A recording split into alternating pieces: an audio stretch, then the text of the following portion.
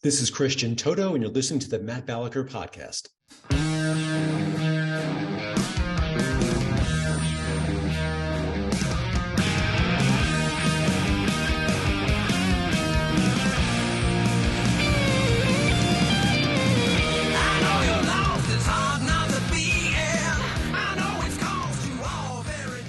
Hello, ladies and gentlemen. Thank you for tuning in to the Matt Balaker podcast. It makes me feel warm and fuzzy. And if you want to get extra credit this week, please encourage your friends to like, subscribe, and share. I am really enthused about today's guest because he's an award-winning journalist, a movie critic, a podcaster, and I normally like to do my own intros, but there's a gentleman named Chris Stiegel, host of the 990 AM, The Answer in Philadelphia. And he said this about today's guest, and it was so good, I just, had to copy it verbatim. Today's guest appreciates the great art and great performances. He's not an award, a silent speech, or change anyone's politics. He's trying to reverse Hollywood's trend of reducing itself to clownish political activism. The country needs entertainment to distract from politics, not embrace it.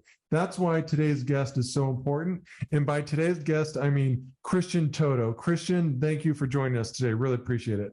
Oh, my pleasure. I love Chris's podcast as well. So that was, I'm glad. Yeah, I mean, this is kind of a nice bonus. I mean, this is like academics. I'm giving credit to the person who wrote this, but he also did the work. But when I read that, Christian, it resonated because I know you through your work.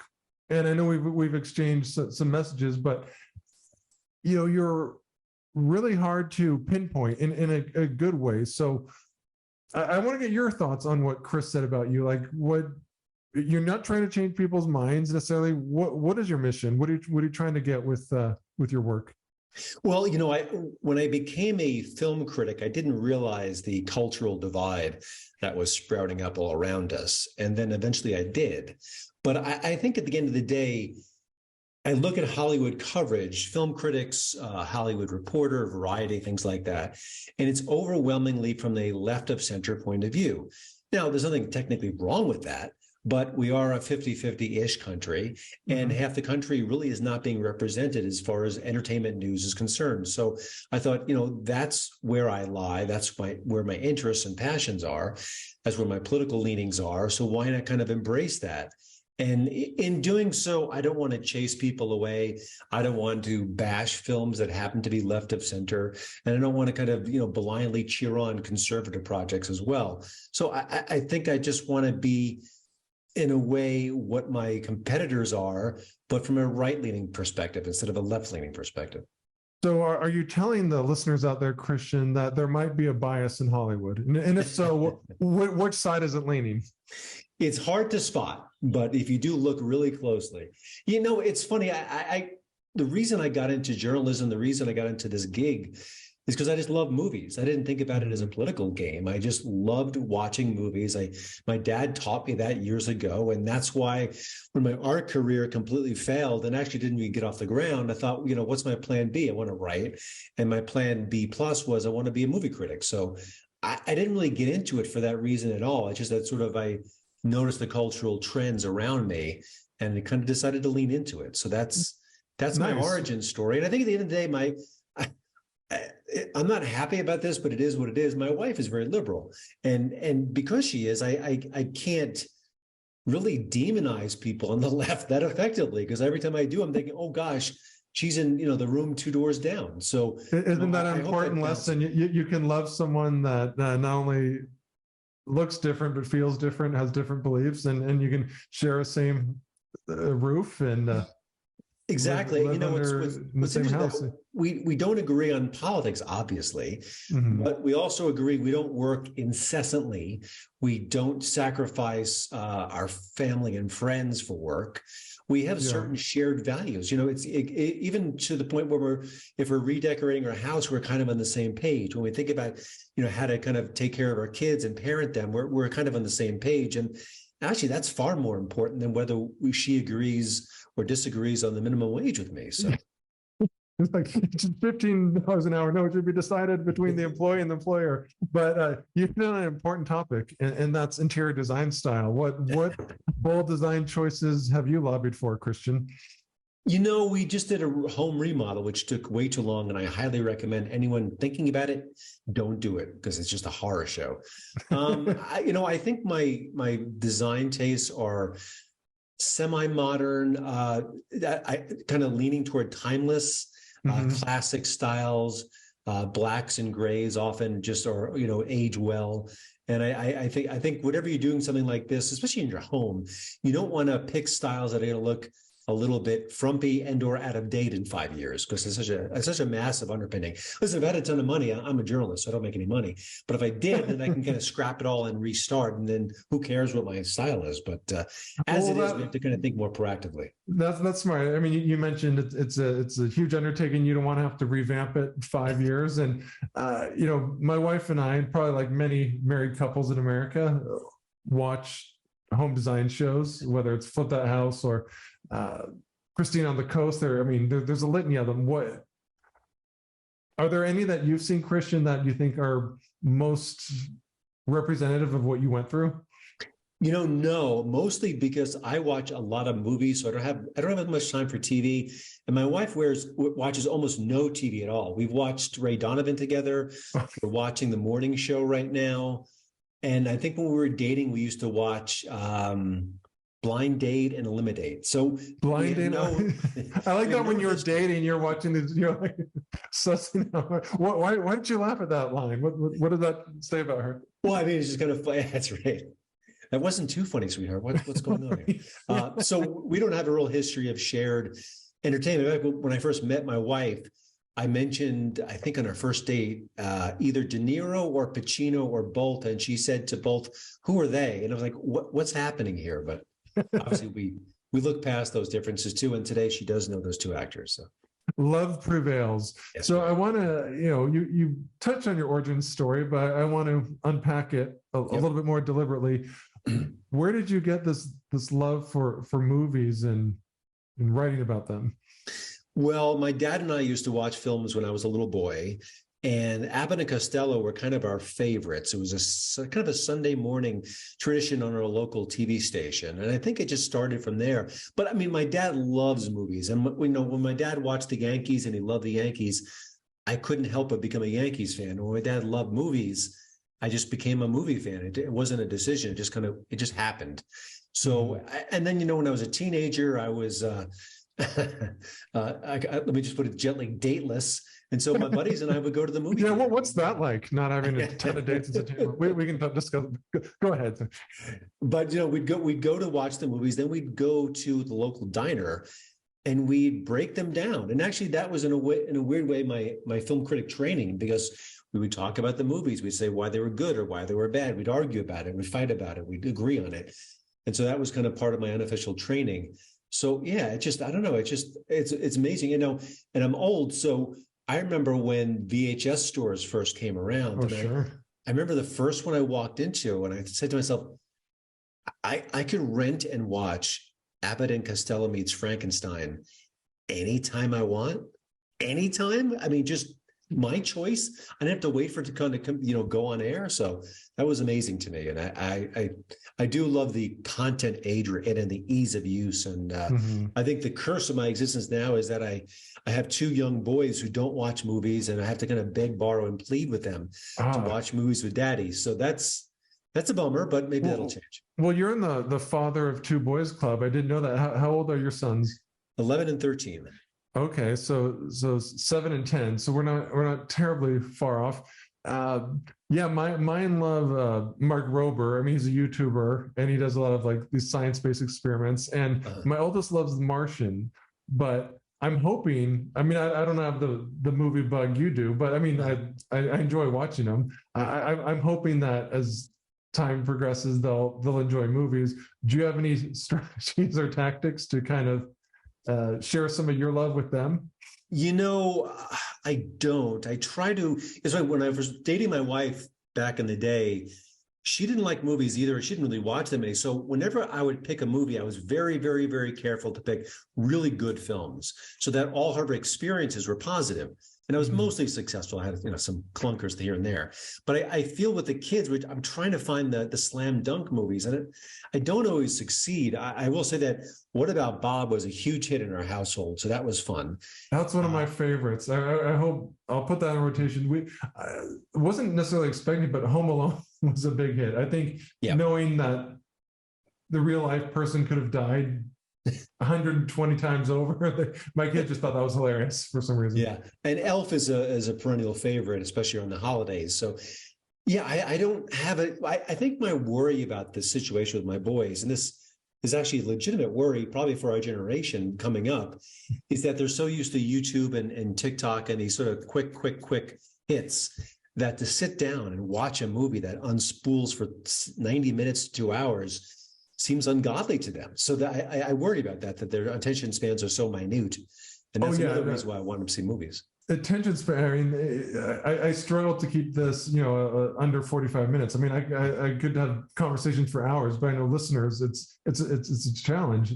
But, earlier you mentioned that you would watch these films as a youngster, and then you'd go to delis and discuss them. And I think, that's kind of like the core of what art appreciation is. What were some of the earlier movies that you remember that you still love to this day? Oh gosh, my favorite movie is Raising Arizona. And I remember I dragged my buddies to see it. I wasn't really sure about it, but it was just my choice that day. Mm-hmm. And they told me that if it was a bad movie, they would remove my genitalia, to put it in a more family-friendly term. And there's one scene mid-movie where Nicolas Cage is looking for diapers. He goes to steal some. He gets chased. It's such a perfect scene. It's so funny. It's so whimsical. It's so outrageous. And my buddy leaned over to me and he said that scene saved one part of my genitalia. So I thought that was a compliment. Okay, well, you have two kids, so things are in working order. I'm happy to hear that. And are there any Christian that the critics love? And I don't mean like contemporary films. I mean, it could be from decades ago that just isn't your thing. Oh gosh, the ones that jump to mind are $1 Million Baby. I thought was terrible, and everyone loved it. Won Best Picture. More recently, Roma, which I don't think is a bad movie, but the genuflecting toward it was just unseemly to me. So those two kind of jump to mind. I mean, I think there's always a chance you don't agree completely with critics. And then in recent years, and one of the things I talk about with the work I do is that a lot of film critics are, to me, leaning into their biases so heavily it warps their view of the movies. And I'll point to Richard Roeper, who's a famous movie critic. Mm-hmm. He said that the 2016 Ghostbusters movie was not good. And he felt that his fellow critics graded it on a curve. That's his exact phrase, meaning they wanted to like it. It was this empowering all-female reboot. And they kind of gave it cut it some slack. And I kind of agree. And I'm seeing that more and more with films where if the topic is their sweet spot, they'll be softer to it. You can just kind of tell the verbiage they use in the reviews saying, hey, we kind of accept the fact that it's not very good, but we're going to kind of craft the review to be more kind and more gentle. And you could see it's like they appreciate the maybe historical significance in their opinion, but it still has to hold your attention for 90 minutes. Yeah. An example from recent months was Bros, the gay rom-com. I'm a conservative. I have no problem with gay people whatsoever. I liked it. I thought it was pretty funny. I found some of the scenes, some of the sort of the cultural lessons there to be gross. Mm-hmm. Not about the sexuality, about sort of instructing kids on certain sexual mores. Yeah. And I really didn't like that, but I couldn't say the movie's not good for those scenes. I disagreed with those arguments, but the movie was funny. I liked the characters.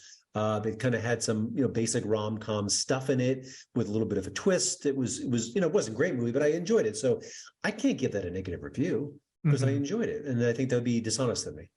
Yeah. I mean, I haven't seen Bros, but one takeaway I saw from the coverage of it was someone involved with the film. I forget what it was, but was kind of lamenting the lack of box office success or something, and suggesting homophobia was a culprit. And I'm doing what I hate when I use my own experience and I project it out I'm doing it. So I was on my Facebook feed and so some of my gay friends were commenting on, like, some liked it and some just thought it was tropey, and it shows, like, when it's not so much about a cause or a message, they can kind of drop the front and be like, I liked it, I didn't like it, but it's not this indictment on someone's prejudice if you don't, take your family to see it. And I think, I think it kind of speaks to a larger point, and your work is representative of this, is like, do you criticize films as if it's you and your buddies at the diner after you just watched it? Or if you're in front of your freshman, communications class lecture hall and you're worried that you're going to say the wrong thing? How do you navigate those waters, Christian? I hope I'm doing it like the old diner days. Honestly, that's the way it should be. And it's funny, when I go to a film screening, I have a pad and a pen, and I take notes. Mm-hmm. What I really would prefer to do is just put them down and watch the movie and then take the notes later, because you want to get lost in the experience. Sure. You want to just enjoy the movie. And at the end of the day, I think a lot of critics forget their job is to say, is it good? Is it bad? Is it worth your time? Bottom line, you could be a liberal critic, a conservative critic. Who knows what you are? Who cares? Yeah. Is it a good film? Is it enjoyable? And of course, I think you should meet it halfway. If it's a horror movie with bad acting, but the thrills are there, then it's recommended, because horror movies really, acting isn't paramount. It's about suspense and tension and all the good things. Mm-hmm. If you're watching an Oscar bait movie and the acting is stiff and unconvincing and the dialogue is going to make your teeth hurt, and you got to take some points away. So I think critics should meet the films where they are. But at the end of the day, is it good enough to recommend? We all, our leisure time is very precious. We don't have a lot of it, no matter where we are in life. And my job is to recommend a movie based on those basic principles. And that's, I think when I lose sight of that, I'm losing sight of my mission. So, yeah, you're a curator at its core. You help people save time and maybe steer them in ways that they might have not have planned on their own. Yeah. And, the wrinkle to what I do is that I cater to a right of center audience in general. Mm-hmm. So if there's content in there that's political, I will mention it. I may bring in other sort of elements in there, just so if you're the kind of person who hates that in a movie, then you avoid it. Right. I'm not that person. I'll see plenty of liberal films that I'll enjoy, but there are some people who say, I don't want to be bothered with that. Then I get that. That's fine. And that's, I want to delve into this a little bit more, Christian, because you classify yourself as a right of center film critic. And then, I think an argument could be made, like, why do we need to know a film critic's political leaning? If it's music or if it's interior design, if you like Art Deco and I like modern, I don't need to know who you voted for in the midterms or something like that. Like, why does it matter that you have a political leaning, and why do you kind of bill yourself as a right of center critic? Well, I kind of agree with your thesis on the surface, but I'll just say they started it. Yeah. I've watched film critics for years, and the way they behave is they have their political biases. You could see it and you can read it and you can sense it, and it often impacts their film reviews. So I am just kind of responding to the current marketplace in a way. But at the end of the day, it shouldn't matter. But, we live in tribal times. We kind of embrace content that we kind of aligns with our worldview. So from that perspective, it makes more sense. Yeah, I admire you for that. In a sense, it's like looking at maybe a margarine container or something that would say contains hydrogenated oils, or some people like say that this has trans fats, or it's like you're disclosing what you're all about. It's I don't mean you're trans fats, but you have a leaning, and I think really everyone does. And in films, on one hand, it's really nice to see something that might change our opinion a little bit, or just not mess with it. But it's sort of like if I'm going to a comedy show or if I'm watching Jimmy Kimmel, it might be nice to know, like, okay, I'm Jimmy Kimmel, I have a left of center leaning, and not to say he can't have that or he's not talented, but you can kind of understand his lane a little bit more. And I'm curious, what films have changed your mind, or maybe I shouldn't say change your mind, perhaps lowered your barriers, where you're like, wow, this is forcing me to rethink some of my own core beliefs? It's a tough question. I don't think there are many that come to mind. There are certainly there are films that do it in a very small scale, where I may have a certain view about illegal immigration, and then you may see a story about an illegal immigrant, and your heart can't help but go out to them. Right. And it doesn't really change my views, but in this one individual case, I'll say, oh, I kind of wish that wasn't the case, where he or she can't come in the country. I mean, I think there's that. One of my favorite films in, last 20 plus years, maybe more, was Dead Man Walking. And Tim Robbins, the director, he's anti-death penalty, and he wanted, I think that was the purpose. But I read an interview with him recently. He said, I didn't want to just kind of make a finger wagging anti-death penalty film. And actually, when I watched it the first time, I thought, I took the opposite message, that this character, Sean Penn, who was the killer, he only gained his humanity because he was forced into staring death in the face. And sort of, in a way, I thought that was actually pro-death penalty, because it was like he never would have had this evolution as a human being and seen the light and bonded with the nun and become a better human being, if not forced with the fact that he would be dying soon. And it's funny, since then I've softened on the death penalty. I don't think I agree with it anymore. I feel like there's too many inconsistencies with the law. I wasn't planning on discussing this, but I kind of forgot about that movie, and I watched it at a time where I didn't really have a strong feeling about the death penalty. It was one of those issues where my dad was very pro death penalty, and then my mom was very anti. And growing up, I mean, I was aware of politics, but it wasn't like common dinner conversation. And that was one of those issues where, probably as a teenager or mid-tween, I thought, well, if you kill someone or kill multiple people and it's very clear you did it, maybe you should die, maybe justify. And that was actually, I'm not saying it changed my mind, but I'm anti-death penalty. I view it as more like, I don't want the government having that much control. And once someone's gone, the appeals process is moot. And our government has made many mistakes and will continue to make mistakes. And this is one, the classic line, I'd rather 1,000, guilty men go free than one innocent man die, or one, and I mean, man in the gender neutral sense, of course. Well, and I agree. I think I trust institutions far, far less than I did as a younger person. I trust our government far, far less than I did as a younger person. And like, I don't know, I think if you could say, if this was a slam dunk, we knew with 100% certainty that person killed that person, I think I'd be much more comfortable with the death penalty. But there's a lot of shades of gray. But I really enjoy films that are so balanced and so thoughtful that different parties can take different lessons from them.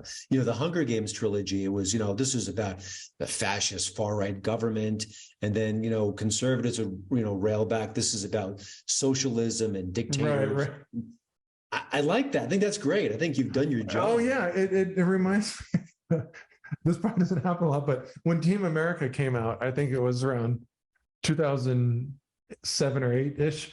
I in full disclosure, I love Trey Parker and Matt Stone. I think they're brilliant. Doesn't mean I agree with everything they say, but whatever, But I remember when it came out, there was a lot of camps, and certain like left-wing camps were like, oh, it supports this, and kind of makes a mockery of the military-industrial complex. And then on the rights, So like, people on the right were saying, we need a strong military, otherwise we're going to be pussies, like they're calling us out to be. And there's other ways of looking at it. And I was like, I didn't go into this movie to spur a political discussion afterwards, but I thought that's pretty cool. And I think that's missing in a lot of work today when it comes to popular culture, where it's like, even discussion of other sides. I remember when the revamped Roseanne show came out, and I watched the first episode, and this was before she got in hot water and Twitter, and I honestly didn't remember the original show that much. Mm-hmm. And then I watched it, and I was like, that was pretty entertaining, and I had sympathy for all characters. I thought they were real life, and it was like, whoa, there was a sister that was very pro Hillary, and then I think Roseanne was a Trump supporter, but it seemed like real life. Yeah. Are there other examples of that? Like where it's like multiple sides have dignity?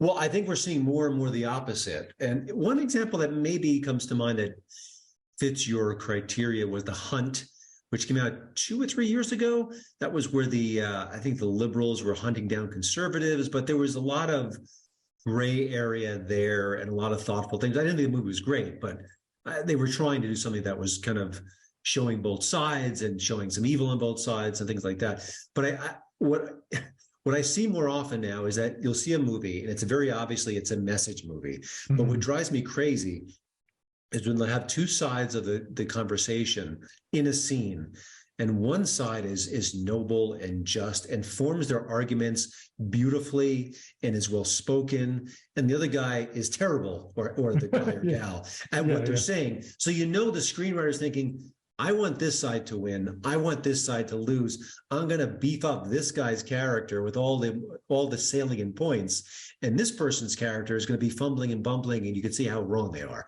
And that's just not good storytelling.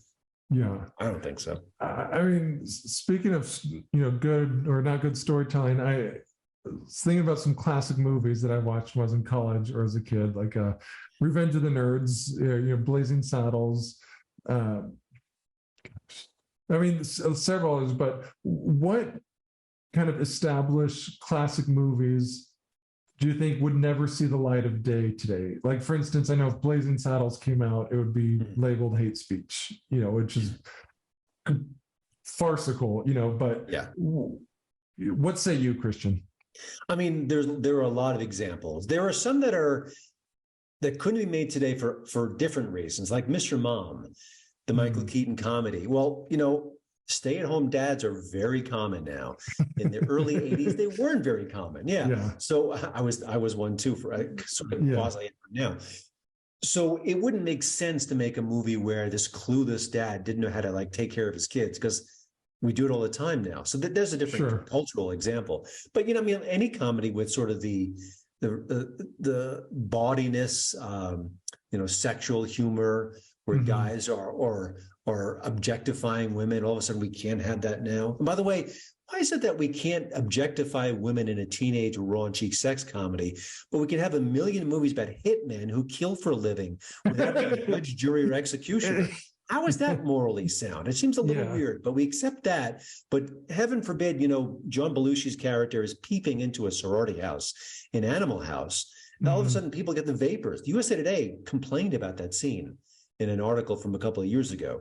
So we can't have John Belushi peeping at the girls, but we can have, Ryan Reynolds and Sam Jackson being hitmen and killing people, and Brad Pitt doing those things, and John Wick doing those things. It doesn't make sense. That's not all. I mean, that's part of the issue when you look at films through a political or such a contemporary lens. It's like sometimes it's fun to see things from other perspectives, or just like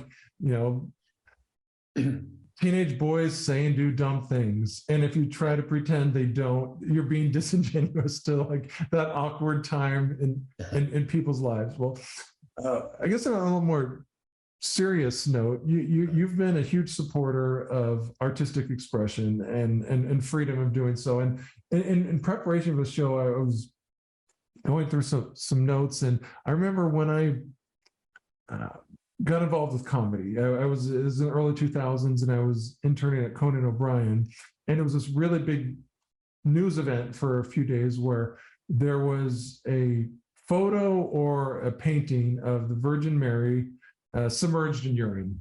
And it was at some art gallery in New York City. And to some, to a small minority, a lot of Catholics, were offended.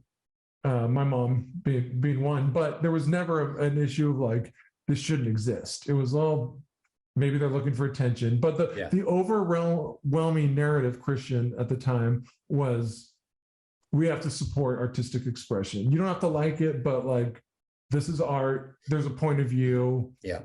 Let it be. I bring that up because that's something I could say that might offend me, and that would offend a lot of people, but I'm not going to try to pull it down. Like, how have things changed in these, since then? I mean, I think the change has only been about 180 degrees. And what makes me so sad about that, though, is that the artistic community, I'm speaking generally, but there are a lot of examples to point this out, is now okay with censorship. When Trump was banned from social media, who cheered the loudest? Celebrities, artists, people who work for a living in creative expression. They're the ones who said, good, he should have been done sooner. When Dr. Seuss's books were banned, I think it was last year or so, a few of the books that they claimed it was racially insensitive, some of the cartoons of them. Stephen Colbert was yucking it up and agreeing with it. And there are so many examples. I mean, comedians who are in favor of cancel culture, who, want us to kind of watch what we say as far as jokes are concerned. It's utterly depressing. And I grew up in the 80s where the moral majority was putting pressure on, art that was critical of faith, things like that. But they didn't have the cultural power to kind of make these things go away. Now the people in charge of the culture have the power to make these things go away. And it makes me sick to my stomach. And I go back to the fact that, I love movies and I want to be a movie critic. Well, yeah. And, I don't really care that much that I disagree with the politics of Hollywood. I mean, I have issues there, but, I'm not going to not watch a movie because the people in there are progressive. But the fact that Hollywood won't stand up for all these artists and all these situations, it makes me sick to my stomach. And it really, the love I've had for Hollywood is really kind of soured in recent years. Mm-hmm. It's an interesting point, but on one hand, Hollywood is now more of a phrase than a location. Mm-hmm. I think generations ago, there's a studio system where movies were created, produced, and essentially distributed under a giant tent pole, and it was in Burbank or Hollywood, California. Now, how are things changing? Like, how's the landscape of film changing, Christian? I mean, you're right. I mean, there's certainly different productions across the country, in Canada and elsewhere. So, I mean, from a physical point of view, I kind of use the Hollywood as a collective phrase to kind of capture the industry itself. But I think that splintering is more of a good thing, because I think you can have independent artists who can kind of create and fight on the same level as some of the big boys. I look at, rapper Tom McDonald, who is no agent, no record label, no PR people. It's just him and his girlfriend making videos and writing music. And his stuff often crushes the charts. And he puts a video on YouTube, and like a day later, it's got 1 million views. And so he's having this success story completely on his own terms without having to abide by any gatekeeper. So I think from that perspective, it's wonderful. You and I still can't go out and make a Spider-Man movie and have it compete with the next Spider-Man sequel. But, we can put something on YouTube. We can go on podcasting. We could go to these different platforms and in a way compete with these bigger, larger projects. So I think those are good trends. But yeah, I mean, Hollywood is spread out. It's more global now, and I think that's more good than bad. But it's when it comes to kind of like a mindset. I remember in high school there were a lot of stoners, and if you ask them, everyone smokes weed. If you went to some of the jocks, no, everyone drinks beer. It's just one of these cases when you have your head down and you're rubbing elbows with people that essentially look, think, and talk like you think that's how the world is. Yeah. And like some of these examples you're giving, Christian, it's kind of like opening the doors to Hollywood. It's like, no, there are other people out there who, who think like you, they don't look like you, they don't share the same beliefs, but they might like your work, they might not. But Yeah. don't ignore them. That's what frustrates me about Hollywood, maybe the most, is that this sort of bubble mentality. And it's a cliche, but tell me if it ain't true. When you think about late night television, it leans to the left dramatically. And that's been the trend for the last 5-6 years. Oh, especially in comedy. I would, yes. I don't have like a list in front of me, but I would wager 100%. Meaning like, you look at Stephen Colbert, Jimmy Kimmel. I mean, Letterman's not really there, but all of them would lean to the left. Right. And their entertainment, Conan's not super on the nose, but kind of reflects that. But you look at the landscape of late night television, it's all left of center, often aggressively so. I'm not an NBC executive. I'm not working for Netflix, but you'd think, gosh, if I put a right of center late night talk show out there, there's a chance just by default it'd be a hit because there's nothing else like it, because half the country is not being served. And of course, along comes Gutfeld on Fox News, and it's the biggest show on late night now. It's up or near the top almost every week. Why? Well, because half the country wasn't being served. It doesn't, and the thing is, if it wasn't for Fox News, the landscape would still be 100% left of center, and all that money would be left on the table. But they don't want to do it. Yeah. So it's just fascinating how that works. Well, now that, the gatekeepers that were there decades ago I'd like to say it's more democratized. I think it is, but maybe not to the extent that a lot of us would hope, because some of the same gatekeepers, they move from NBC to Netflix or to, the times are changing, just maybe not as quickly as we want. I think you and I first connected, it was as a project where I had a small part. I knew Christina Pazitsky, or Christina P., who was the narrator to Can We Take a Joke? But my older brother, Ted, and his wife created and directed a documentary film called Can We Take a Joke? And you were one of the first to write about it, and you gave good reviews, so thank you for that. But you are a Rotten Tomatoes verified critic. What's the process to get verified on Rotten Tomatoes? I got it verified years ago when I was working at the Washington Times as their film critic, one of several. So I honestly forget how I submitted my data or information or whatever. I recently kind of reconnected with the organization, and they kind of reapproved me or kept me alive. So hopefully my current gigs are worthy of them. So I don't know what the process is. I know they've been very aggressive in being more diverse and getting more people of color being verified. It's fine. If you're reviewing films and you have a platform and you're smart, all power to you. I do wonder, though, if they ever would think about the diversity factor of, conservative critics, because there's probably like 4 of them on the site. You mean diversity is more than just the color of your skin? Exactly. So, I know Kyle Smith, who's now with the Wall Street Journal, who's a great critic. I'm pretty sure his reviews are on there. Mine are on there. I'm trying to think of other folks, maybe 1 or 2, compared to like hundreds of others who are left of center or neutral. Interesting. So. But you're on it, and I want to get your thoughts on free speech. I should focus this a little bit more, but some say it's under attack, some say no. We've always had curbs, and it's not as if we legally can't say things. It's just we've evolved as a society where we're more inclusive. If it was cool to maybe tease a marginalized group 30 years ago, we're better off now because we don't do that. For instance, Twitter, pre-post Elon Musk, as they had restrictions, and it made for a more loving, less hateful. I'm trying to present arguments. Sure. And then some say no, like there's, we have to be willing to disagree, and sometimes you have to be adamant to support something that philosophically you don't like, but you want to support the existence of it being shared. What do you say, Christian? Well, I think it's a complicated situation. I think that we often cater to a very, very small group that wants to set all the rules, and they're often kind of draconian in nature. Like if I wanted the freedom to say the N-word on Twitter, I would say 98% of people, probably 99% of people would say, no, we're not, that's not cool. And I think that'd be kind of a good system. Mhm. But if I want to share an opinion that kind of goes against the left, maybe it's about, vaccines, or maybe about other hot button issues. And maybe there's maybe 5 to 10% of people who's like, well, you shouldn't say that. And yet they get the say to kind of cancel what I have to say. Another example, we're raising our boys. We don't want our boys to fat shame their classmate or to tease them about their ethnic heritage.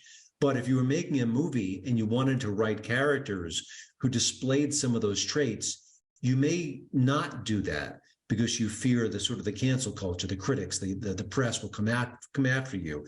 How dare you have a character who does those things? Well, you can have a character that that they kill, they maim, they do all these horrible things. So you need the freedom to kind of have that kind of expression. And I think that's often where we get tripped up these days. And there's this new thing, and Joe Rogan said it beautifully. I wish I could paraphrase it better, but there's this new trend in comedy where if the character in a comedic movie behaves badly, it's assumed that we're endorsing that behavior, which is right. The truth. But people kind of act upon that as if it's true, that you can't have those characters do those things, like the Belushi character peeping at the girls in Animal House. Well, why would you be offended by that? Well, it's treating women shabbily. Well, yeah, because he's a jerk. He's a bad character.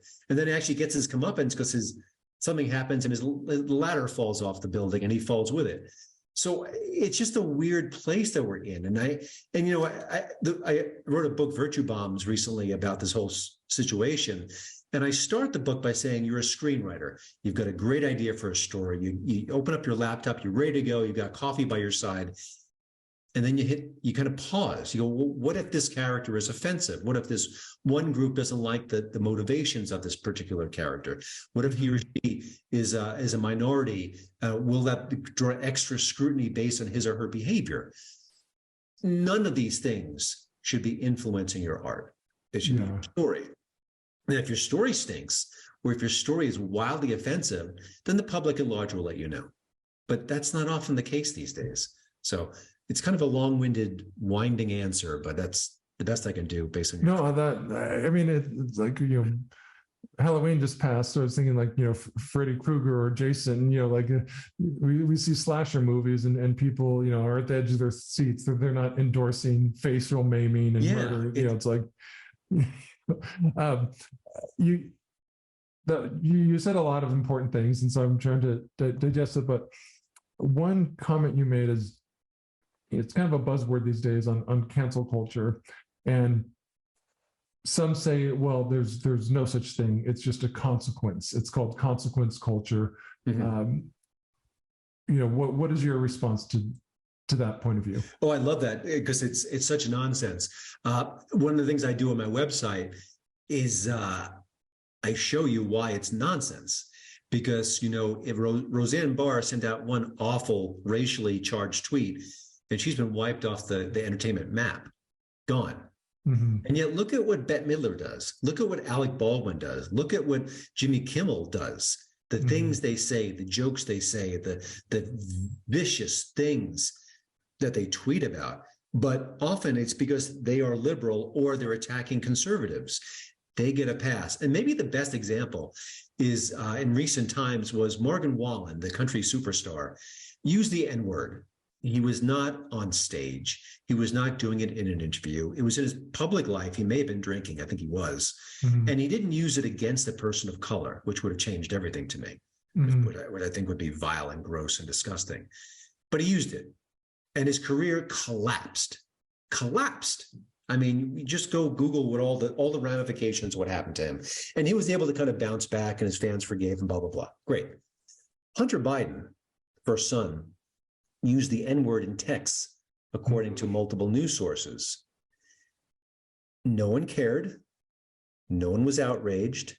No mainstream media sources wrote op-eds about it. He was not condemned.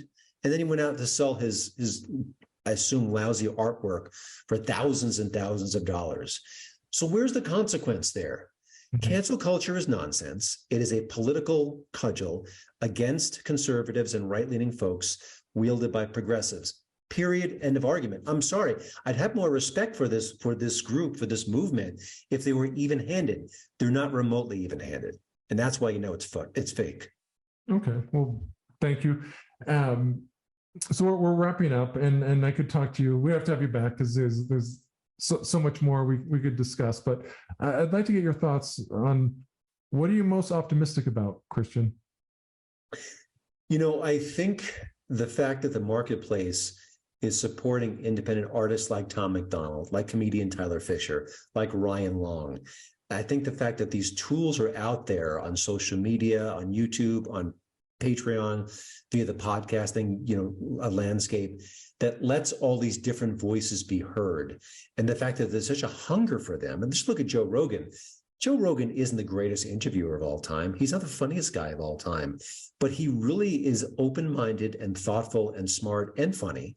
Mm-hmm. And he has conversations, the likes of which you don't hear anyone else. And he's arguably the biggest podcaster on the planet right now. And that gives me great hope.